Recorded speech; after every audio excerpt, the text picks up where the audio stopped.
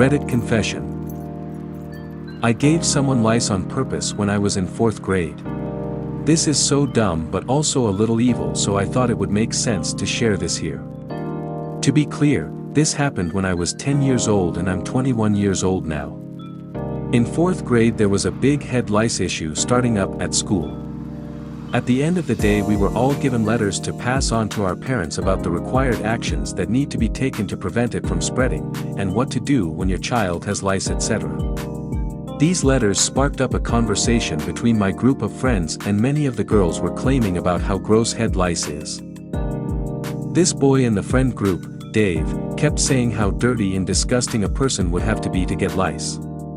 I took this personally because my best friend at the time had lice. I kept arguing and saying that lice actually love the heads of clean people and clean hair because they want to live in a nice place.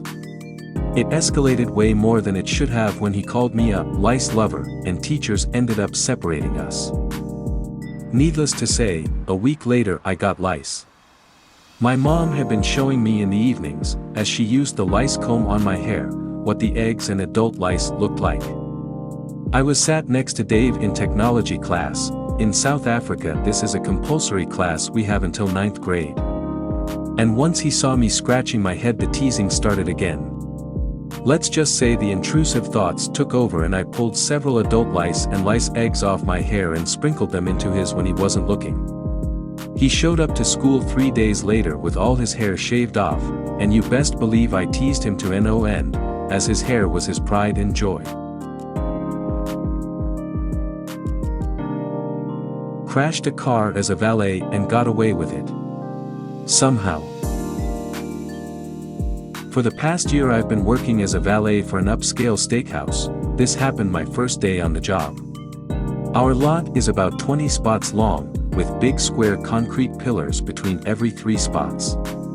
It was my first day, so I was still trying to settle in and get comfortable with the way things run, and of course I wanted to impress, so I was going as fast as I could within reason.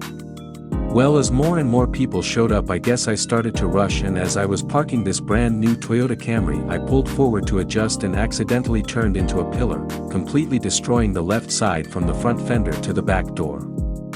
Since it was my first day I was too embarrassed and nervous to say anything. Like I said, it was when I parked it, so I had to keep working knowing that the customer could come out any second. Luckily it had gotten dark by the time they came out, so I pulled the car up. They approached from the right and the left side was very dark, so they didn't even notice. I was also holding the door open, of course. My manager did see the damage but never said anything, probably just assumed it came in like that since the customers didn't mention it. Since then I haven't had a single problem, not a scratch. For what it's worth, most of our customers are very well off, so I'm not exactly boiling over with guilt. Just grateful I got to keep the job and not pay for the damage. Some extra details: the customer never returned or called, and company policy is if an employee damages a vehicle they are either fired or charged for at least half of the damage. I stole from my college's bookstore, and now I'm panicking. I stole from my college's bookstore. I go to a very expensive art school, and I don't make much money. Today I had to spend $30 on a tiny set of paints for a 3-day project. These paints are only sold at my college's bookstore. Long story short, I stole the paint. I wasn't thinking straight, and now I'm panicking about getting kicked out. I was dumb enough to buy a $3 super glue, using my debit card. The cashier was giving me a weird look and I was shaking and stumbling my words. I immediately regretted it. But what to do now? I didn't notice any cameras, but I'm worried they'll notice when they do a stock check. I don't know. I lied about being bullied in middle school to my parents, friends, and the school administration. Before anyone says this is awful, hear me out. I, 20F, went to middle and high school in a very rural area, where the cool thing was to be Christian and conservative and the uncool thing was to be yourself, believe in science, etc. This specific incident I'll be talking about happened when I was in 5th grade. My best friend at the time, we'll call her Aria, was a very unique individual as far as this area went.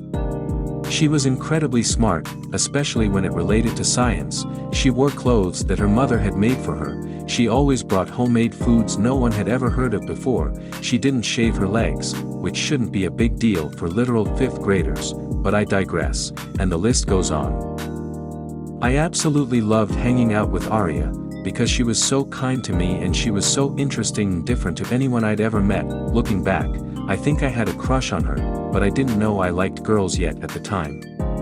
However, because she was considered weird, she got relentlessly picked on, but there were 2 girls who really gave it to her the worst. I'll call them Grace and Hope. Grace and Hope made fun of her for everything that I listed above and much, much more.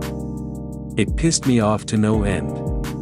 But when I would tell Aria that she should let someone know about it, she would brush me off, saying that it really wasn't that big of a deal. It definitely was. These girls would give me really dirty looks from time to time, which I think was due to my very strange fashion sense and my inability to play sports, but the looks are as far as it ever went with me. I decided that if Aria didn't want to involve herself with shutting up Grace and Hope, then that was fine, I would just have to do it myself.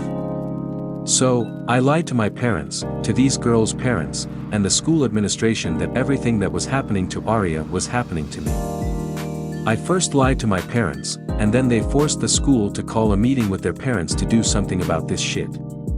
Of course, Grace and Hope's parents didn't believe that their precious angels could possibly be bullies, but the girls still got reamed by the principal and vice principal. These guys were great and liked me for some reason, and they received around a week of lunch detentions. And this worked.